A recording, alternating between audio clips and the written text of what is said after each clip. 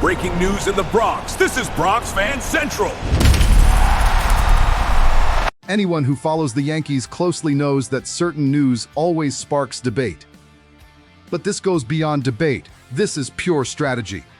The Yankees send a young, high-potential outfielder down to the minor leagues, and suddenly the Cardinals' name enters the conversation. Coincidence? I don't believe in that when the Bronx is involved. Let me show you why this trade makes more sense than it seems. Here's the full script, developed for the Bronx Fan Central channel, with Ryan Carter's voice and personality. What's up, Bronx Fan Central family? Ryan Carter here. Look, I had to turn on the camera right now because what's circulating behind the scenes in spring training is no joke. The news that broke just a few hours ago is the kind that splits any bar conversation in the Bronx. The New York Yankees may be seriously considering trading Jasson Dominguez. Yes, the Martian. The information gaining traction is that after the controversial decision to send the kid down to AAA now in March 2026 to ease roster congestion, the phones in New York started ringing, and the name at the top of the list as a trade partner is the St. Louis Cardinals. The scenario is real, the price is being discussed, and we need to understand whether this is a masterstroke or a historic mistake. Let's get into the names because on paper, the proposal is specific. The Yankees would send Dominguez to St. Louis and receive in return a package with two pieces: catcher Ivan Herrera and outfielder Victor Scott II. For the Cardinals, this makes all the sense in the world. They're in rebuilding mode. They don't mind another losing year in 2026 if it means securing an elite 23-year-old talent like Dominguez for the future. For the Yankees, the logic is to address immediate needs in order to chase a World Series title right now, this year. The key point here is productivity. Dominguez has flashes of stardom, batting averages above .250, but he's still inconsistent. St. Louis would give him what Cashman seems unwilling to give right now: guaranteed playing time every single day. We need to be honest here. The Yankees roster in 2026 is crowded. When they sent Jasson down to the minors last week, a lot of people, myself included, felt like something was off. You don't send a talent of that caliber down just because of space, if you truly believe he's your immediate star.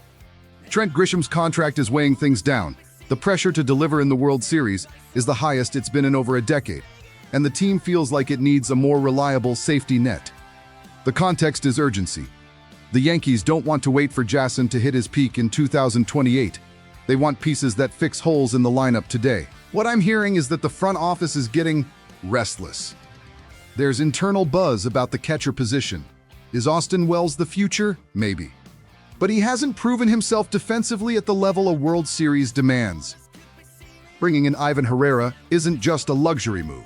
The guy hit .284 and .301 over the last two seasons. He's a consistent hitter and a solid defender.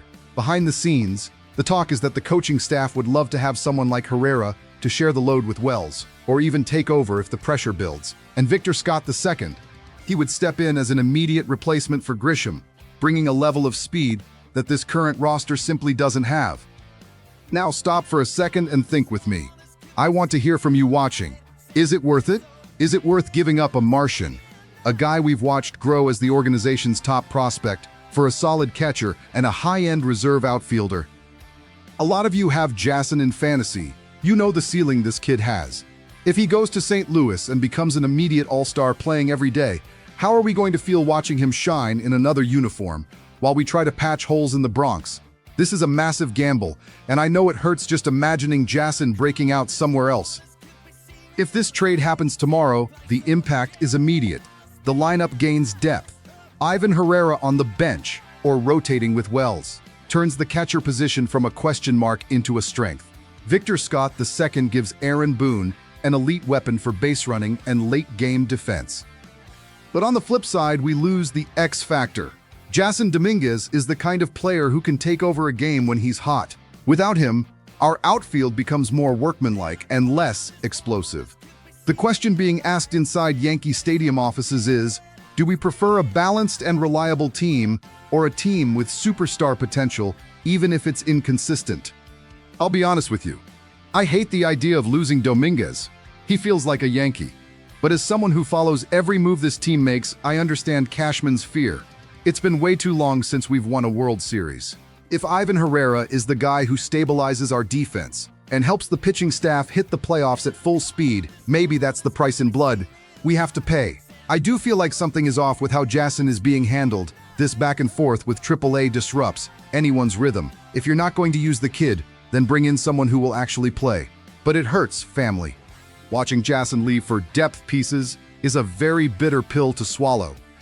At the end of the day, the 2026 season is shaping up to be all or nothing. Either the Yankees get the chemistry right now or the window closes again. The trade with the Cardinals feels imminent if Jason isn't brought back to the main roster in the next few days. So here's the question. Are we building a champion, or are we giving away our future to fix past planning mistakes? What would you do if you were the GM today? Would you pull the trigger on the trade or give the Martian the starting job outright? Drop your comment below. I read everything, and we need to talk about this before any official announcement hits the stadium screen. And while you're here, subscribe to the channel. If this trade goes through, I'll be the first to bring you the behind-the-scenes details. Turn on notifications, because things are about to heat up in the Bronx. I'll see you at the next game. Let's go.